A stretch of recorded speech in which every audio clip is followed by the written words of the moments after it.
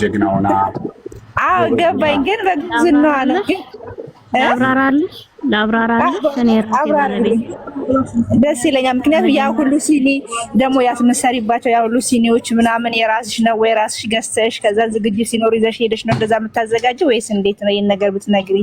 ኦኬ በቃ አሁን በደንብ አድርገሽ አዳምጪኝ፣ በቅደም ተከተል እነግርሻለሁ። እኔ መጀመሪያ ወርቅ ነበረ ሳሚ ሲያስተምር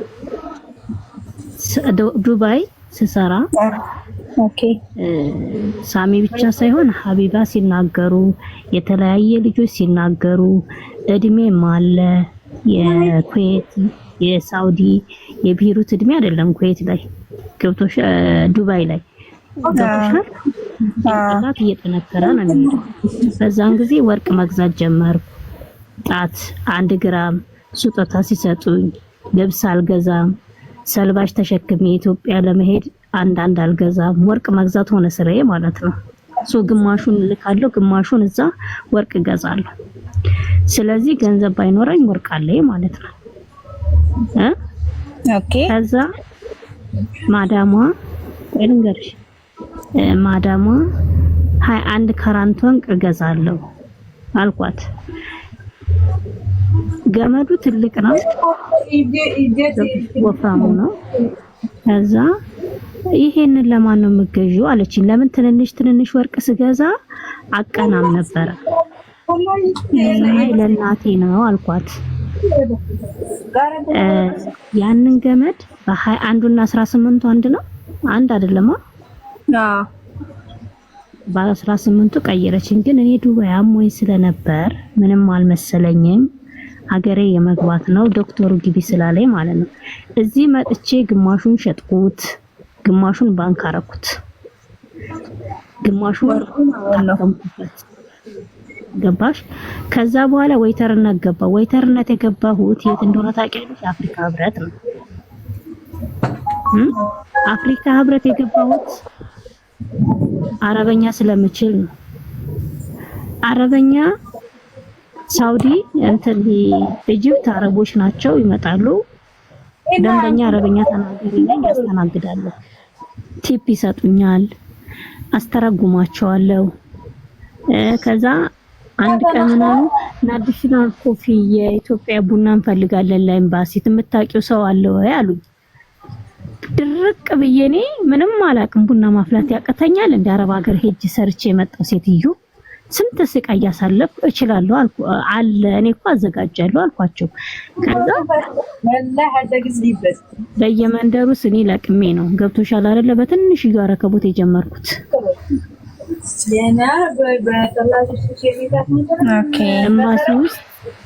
ኤምባሲ ውስጥ የመጀመሪያ ኦርደር የሰራሁት ስንት እንደሆነ ታውቂያለሽ? የመጀመሪያ በኢትዮጵያ 5000 ነው የሰራሁት። 5000 ማለት ምንም ትርፍ የለውም። የመኪና ድምጽ ነው፣ ድምጽ ይቆራረጣል።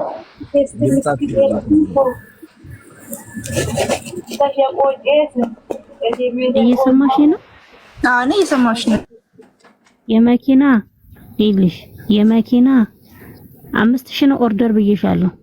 የመኪና 1500 ከፈልኩ። ስንት ይቀረኛል ከ5000 ላይ? እንግዲህ እያሰባችሁ እናንተ። ከዛ ዳቦ ገዛው፣ አነባበሮ ገዛው፣ ቆሎ ገዛው፣ ቡና ገዛው። ምን ተረፈኝ? ምንም አልተረፈኝም። ግን ምን እንደተረፈኝ ታውቂያለሽ? ፕሮሞት ቢዝነስ ካርድ። ፕሮሞቱን እዛ ላይ በደንብ ሰራው። ለምን መሰለሽ? አረበኞች የሚመጡት ሁሉ ቢዝነስ ካርድን ሰጠዋቸው። ከዛ አንዱ አረብ ምን አለችኝ? እኔ ልደት አለብኝ፣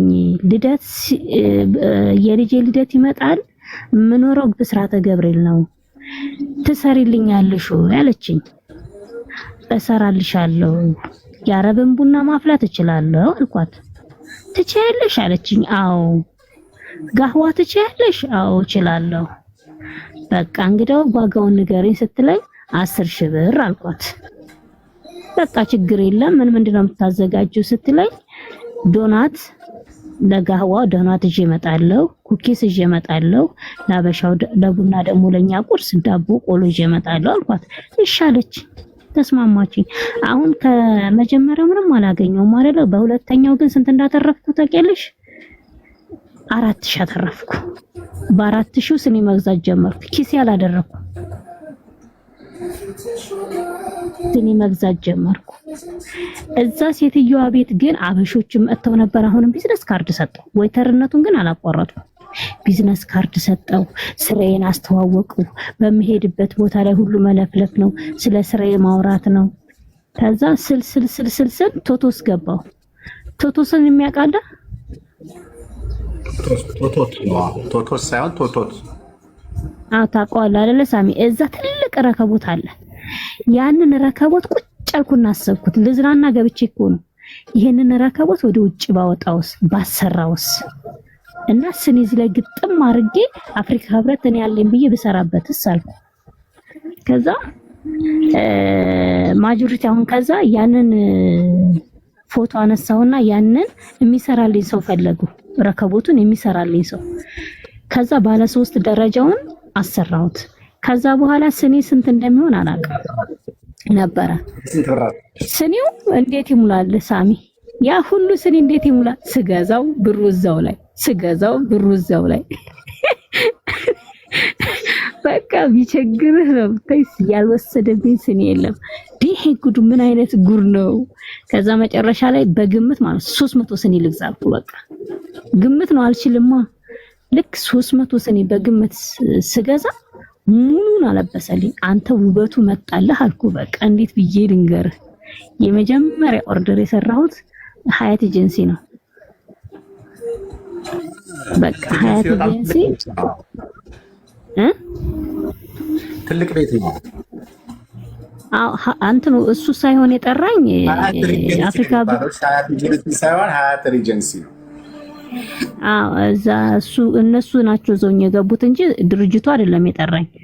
እኔን የሚያቆኝ እዛ የሆነ ፕሮግራም አለ ብለውኝ ዘውኝ ገቡ። እዛ ሰራው ስል ደግሞ የሆነች 251 ኬተሪንግ አለና እሷ ልክ እንደኔ አይነት ታዘጋጃለች። እሷ ጋር ብሰራ ተቀጥሬ ተመላላሽ ቡና ሲኖር ፕሮሞት አገኛለሁ አልኳት። በውስጤ ነው ያልኩት። ከዛ ቡና የሚያፈላ ሰው ስፈልግ እኔ እችላለሁ ብዬ ገባሁ። ሌላ ሰው ነው ያገናኘኝ። 2 ቀን 3 ቀን ሰራው። እሷ በጣም ታዋቂ ስለሆነች እኔም እንዳለኝ ነገርኳት። ስል እቃዎቼን አሟላሁ። ግን አሁንም ገና ነኝ እና እህቴ እኔ የተነሳሁበትን አነሳስ ነገርኩሽ። አሁን ነው ወይተርነቱን ያቆምኩት በሙሉ እግሬ ስረግጥ ስልሽ ሙሉ ቀይን ካሟላው በኋላ ማለት ነው። ሙሉ ቀይ ተሟልቷል። አዳዲስ እቃዎች እንትን እያልኩ ነው እንጂ አሁን ያለኝ እንትን በቂ ነው። ስኒም ወደ 700 ስኒ ያለኝ የተለያየ ለምሳሌ ንግስተ ሳባ አለኝ፣ አረንጓዴ ቢጫ ቀይ ያለኝ፣ ኖርማል ስኒ ያለኝ፣ የፈለግሽው ነገር አለ እና በመረጡት ነው። በፊት ግን ምንም ነገር አልነበረኝ እና ያንን ያልሽው ዲኮሩ ነው።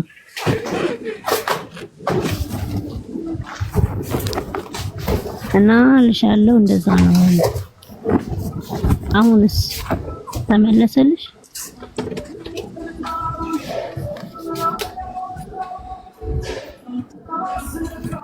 ለማንኛውም በርትታችሁ እንደሷ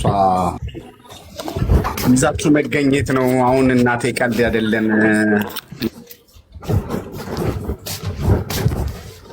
ምክር ምናምን አይደለም። አሁን የምትፈልገው ይዞ መገኘት ነው።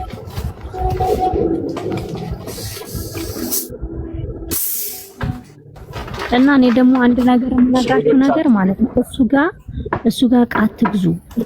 እሺ እህቶቼ፣ እቃ ሳይሆን የሚጠቅማችሁ እውነት ይሄ ማሽን ነገር ይዛችሁ የሚመጡ ትሸጡታላችሁ። የቡና ማሽኖች ብትመጪ እንጂ ይሄ ልብስ ኮተት ይዘሽ አትምጪ። በቃ ወርቅ ግዢ። ሰዎቻችሁ ጥሩ ትሆኑ ወርቅ ግዙ። የትም ሀገር ብትሄዱ ወርቅ ማንነቱን አይወርድም። ወርቅ ግዙ ነው የሚመከረው። ሌላ ነገር ልብስ ምንም አያረግላሽ። የሴትዮዋም ልብስ ምንም አያረግልሽም። እዚህ አንጥተሹ ኢትዮጵያ የሚለበሰው ልብስና አረብ ሀገር የሚለበሰው ልብስ አንድ አይደለም። ግን በነገራችን ላይ አሁን ለምሳሌ ይኸውልሽ፣ ለምሳሌ እዚህ ሀገር ላይ ከ5 ዓመት በላይ የተቀመጡ አሉ። ረጅም ጊዜ ሰው ረጅም ጊዜ ሲቀመጥ እቃ ይገዛል። ሳህን ይገዛል፣ ብረት ድስት ይገዛል፣ ብርጭቆ ይገዛል፣ ፔርሙዝ ይገዛል፣ የተወሰኑ ልብሶች ይገዛል እና ያ ይሰበሰብና በአንድ ካርቶን 80 90 100 ኪሎ ካርቶን ካርጎ ይሆናል። ገብቶሻል እንጂ አሁን ሰው ብልጡ ነው እቃ ምናምን መግዛት ምናምን እያቆመ ያ የሚጠቅመው ለራሱ ነው። ሳሚ ይቅርታ አድርግልኝ። በተለያየ ጊዜ የገዛውን እቃ ጥሎት አይመጣም። ገብቶሻል?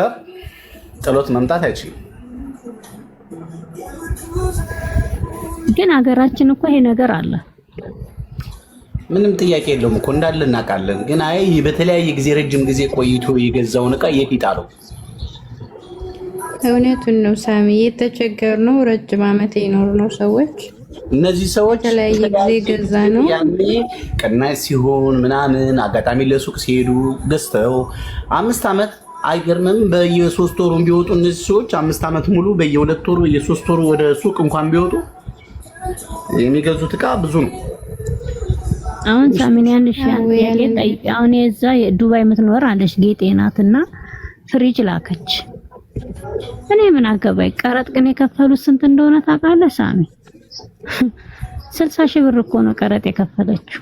ይኸውላችሁ አሁን ሰው ያልገባው ነገር እቃ ከዚህ ለወንድማችሁ ስትልኩ ለቤተሰብ ስትልኩ 3% ነው እጥፍ የምትከፍሉት። 3% ለምሳሌ 18 ሺህ ብር መክፈል ያለባችሁን ለሰው ከላካችሁት የንግድ እቃ ነው ብሎ ስለሚያስቡ 18 በ3 ስንት ነው የሚመጣው? እንደዛ ነው የምትከፍሉት። በነጭ ወረቀት የሚገባ ሰው እኮ ግን ይዞ መግባት ይችላል። የፈለገውን አንዳንድ እቃ ሁለት ሳይሆን አንዳንድ በፓስፖርት ራሳቸው ላኪ ራሳቸው ተቀባይ ከሆኑ 1% ነው የሚከፍሉት።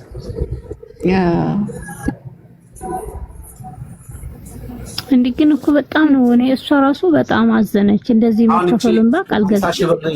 50 ሺህ ብር የከፈለችው በራሷ ይዛው ሄዳ ቢሆን 18 20 ሺህ ብር ነበር የምትከፍለው። አሁን ምንድነው ያደረጉባት? 3 እጅ እጥፍ ነው ያደረጉባት።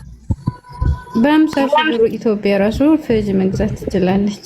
አይገርምም? እዚህ ስንት እንደሆነ ታውቂያለሽ? ቆንጆ ፍሪጅ 100 ሺህ ብር ነው።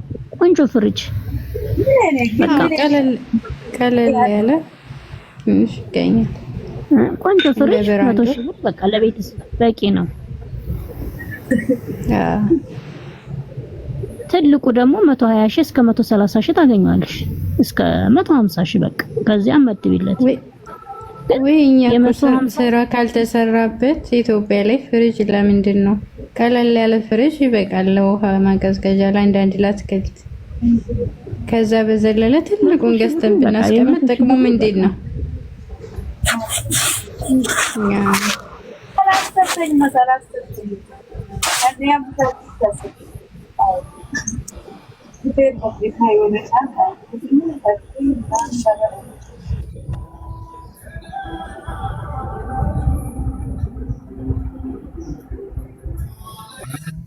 ብዙዎቻችሁን ከተጠያቂነት ውስጥ የሚከታችሁ እንጂ ችግር የለውም።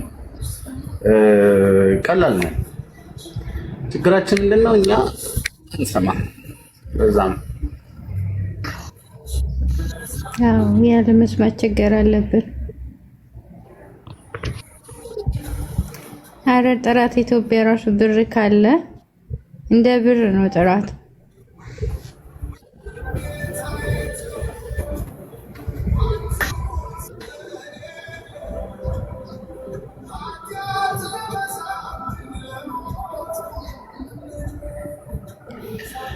እኔ 6 ዓመቴ ነው። አንድ እቃ አልገዛውም። 300 ሺህ ብር በላይ ይዞ መግባት አይቻልም ወይ? አይቻልም ሲባል ሰምቼ በብሬ ሁሉ ሳንቲሙ አይመልስልኝ። የሚረግ ሳንቲም ገዛው ምንድን በብሬ ሁሉ ሳንቲም ገዛውበት የወርቅ ማለት ነው። ወርቅ ገዛውበት ሳንቲም ወርቅ ገዛውበት ጥሩ ነው። ወርቅ የምትገዙ ሰዎች ግን ጉድ እንዳትሆኑ ነው የምፈራው። ልጆቻችሁ ታሳዝናላችሁ። ምን እንዳይቀየርባቸው ብለው ነው።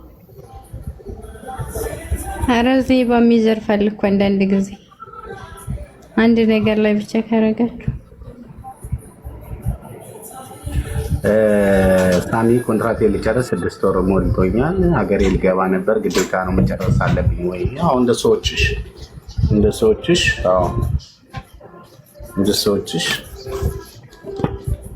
ሰዎችሽ ናቸው የሚመለከታቸው።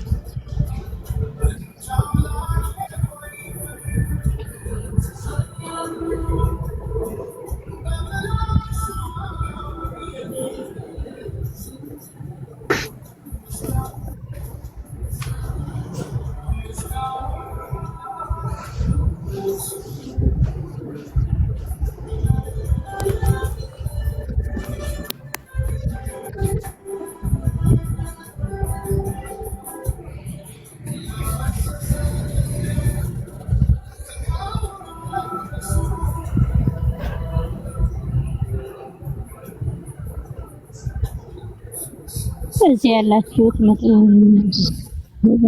ሰዎች ያላችሁ ኒድሪያን ማብላት ከፈለጋችሁ ዝክር ማዘከር ከፈለጋችሁ አዘጋጃለሁ። በውስጥ መስመር አውሩኝ።